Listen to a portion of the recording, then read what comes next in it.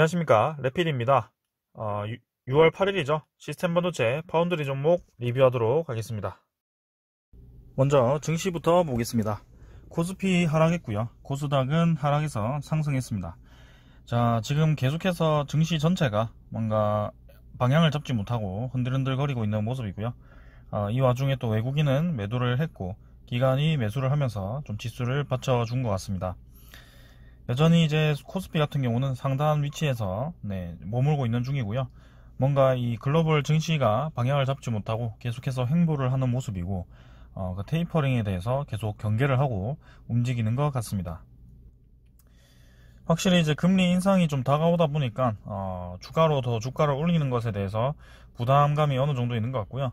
혹여나 이제 이 수렴 구간이죠. 이제 수렴 구간에서 하락을 하거나 이제 상승을 하게 될 텐데, 상승 방향으로 잡게 된다면 대형주 위주로 다시 한번 상승이 나올 가능성이 크다고 생각합니다. 그래서 삼성전자, 현대차, 기아차를 최근 주목하고 있고요. 제가 따로 리뷰는 하고 있지 않지만 최근에 이제 외국인이나 기관 수급들이 그 세 종목으로 몰리는 모습을 보고 있습니다. 여러분들도 이제 그쪽에 좀 관심을 가져도 좋을 것 같고요. 자, 월봉, 주봉 모두 플러스로 지금 진행이 되고 있기 때문에 아직까지는 추세상으로는 괜찮다. 하지만 이 외국인이 다시 한번 매도를 시작했다는 점, 그 다음에 6월 좀 있으면 이제 옵션 만기일입니다. 이번 주 목요일에 옵션 만기일 이후에 이 외국인과 기관 포지션이 또 어떻게 바뀔지 거기에 대해서 주목을 좀 하시면 되겠습니다. 만약에 이제 옵션 만기 이후에 이제 매수세로 돌아선다라고 한다면 확실히 올라갈 가능성이 크다라고 생각을 하고요. 거래량은 서서히 붙기 시작했기 때문에 한번 기대를 해보도록 하겠습니다. 그 다음 코스닥도 마찬가지 애매한 위치에서 이제 계속 자리를 잡고 버티고 있고요. 한번 이제 탄력을 받기 시작하면 끝없이 올라가는 모습이기 때문에 아무래도 이번에는 시스템 반도체 같은 그런 기술주와 바이오 종목이 같이 올라갈 가능성이 크다라고 생각합니다. 오늘 같은 경우는 반도체 종목이 좀 하락을 하고 바이오 종목이 좀 상승을 했는데요. 자, 이 골고루 좀 올리면서 왔다 갔다 하는 것 같아요. 일단은 한번 상승이 좀 들어와야 될 것 같고, 마찬가지로 지금 기관과 외국인이 뭔가 딱히 매수로 들어오는 세력은 없습니다. 그래서 옵션 만기일 이후에 어떻게 될지 한번 지켜보는 게 좋을 것 같습니다. 자, 그 다음에 지수 선물 확인해 보겠습니다. 오늘 나스닥 또 부합, 다우존스는 좀 하락을 하고 있습니다. 그리고 이제 프랑스, 독일, 이탈리아 모두 거의 부합 정도고요. 지금 지수 자체가 크게 변동 없이 다들 움직이고 있기 때문에 큰 상승 없이 진행이 되는 것 같고요. 암호화폐 같은 경우에도 금리 인상에 대해서 대비를 해서 대규모 차익 실현 물량이 나왔습니다. 그래서 암호화폐에 따라서 이제 주식이 좀 하락할 수도 있다라는 생각이 좀 들긴 하는데요. 아직까지는 주식의 큰 하락세는 보이지 않고 있습니다. 자, 국채금리가 이제 계속 좀 하락을 가는 것 같습니다. 하락 쪽으로 좀 무게가 잡히는 것 같고, 지금도 이제 최저점 바닥권까지 떨어졌기 때문에 추가로 더 하락을 할지 한번 보겠고요.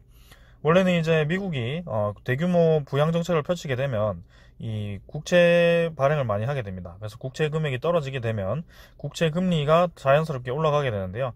지금 이제 국채 매입을 좀 많이 하는 것인지 이렇게 국채 금리 가격이 많이 떨어지게 되었고요. 사실 국채 금리가 올라가게 되면 이제 기준금리 인상에 대해서 압박을 받기 때문에 주식시장이 좋지 않을 수 있는데, 지금은 국채 금리가 아직 괜찮다.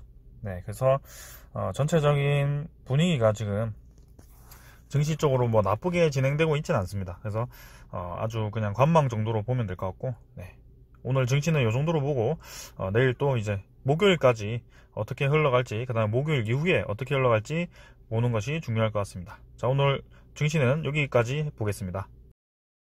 먼저 SFA 반도체 보겠습니다. 자, 오늘 반도체 종목들이 또 재미가 별로 없었습니다. 그래서 이런 반도체 기술주들도 좀 하락을 좀 했고요. SFA 반도체 확실히 이제 슈팅 주고 다시 한번 끌어내리는 모습이고, 21선 딛고 좀 반등할 것 같습니다. 보통 이런 종목들이 좀 이제 속을 썩인다고 양봉 한번 주고, 어딨죠? 여기 있네요. 죄송합니다. 양봉 한번 주고 그 양봉을 다 잡아먹는 음봉을 거래량을 죽이면서 점점 이렇게 천천히 뺍니다. 이런 패턴이 좀 너무 많이 봤어요. 이런 거. 그래서 거의 이제 양봉 시작하는 지점까지 떨어뜨렸을 때 갑자기 이제 거래량을 증가시키면서 다시 출발을 시키거든요. 그래서 지금 보시면 그런 패턴이 조금 나왔습니다. 이전에도 그런 패턴이 많이 나왔고요. 보시면 뭐 요런 거요. 요런 패턴. 진짜 큰 양봉 한번 주고 서서히 떨어뜨리다가 다시 한번 올리는 모습. 그 다음에 또 뭐가 있을까요?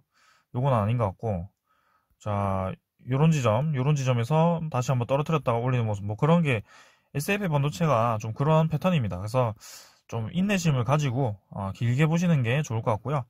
자, 수익이 지금 양봉이 다 음봉에 잡아먹혔다고 상심하실 필요 전혀 없습니다. 이미 정상적인 궤도로 들어왔고 이 이평선을 올리기 위한 작업을 이미 해버렸습니다. 그래서 거래량 한번 터뜨려서 한번 쑤셨다가 내려왔기 때문에 다시 한번 올라가기 위한 작업을 할 거고요. N자형으로 올라갈 겁니다. 그래서 61선을 이제 돌파를 할 것으로 예상이 되고 단기간에 거래량 한번 터지는 양봉 나올 것으로 보입니다. 자, 이제 한번 올라간다면 이게 모든 이 이평선들과 흐름들이 삼성전자, 대장주와 비슷한 흐름이기 때문에 그 대장주도 같이 움직일 가능성이 크다라고 생각하고요. 대장주가 움직인다면 아무래도 그 밑에 필두로 SFA 반도체 뭐 나머지 네페스 이런 거 다 오를 겁니다. 저는 이제 리뷰를 하고 있지 않지만, 자, 그래서 그런 종목들 미리미리 반도체 쪽으로 투자를 해 놓으셔도 좋을 것 같습니다. 지금 약간 뭐라고 할까요? 상승하기 직전이다, 그런 느낌이 듭니다. 자, 그래서 주봉 이렇게 나왔고, 월봉도 이제 양봉으로 좀 반등을 좀 했고요.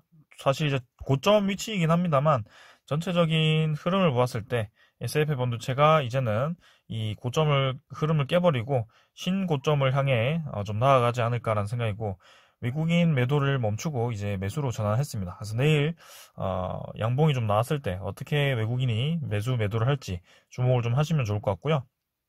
시간에는 좀 올랐습니다. 그래서 내일 한번 바짝 상승했으면 좋겠습니다. 그 다음에 시그네틱스입니다. 시그네틱스 1840원이고 마찬가지 얘도 계속 이제 고점, 자, 이제 고점 찍고 안 내려옵니다. 고점 찍고 오늘도 이제 내려가는 듯 하다가 막판에 다 밀어 올렸고요.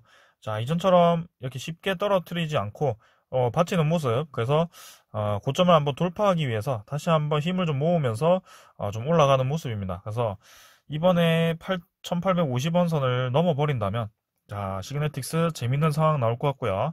시그네틱스도 저도 좀 오랫동안 봐왔는데, 자, 이 상승부터 잡아내가지고 계속 지켜봤는데요.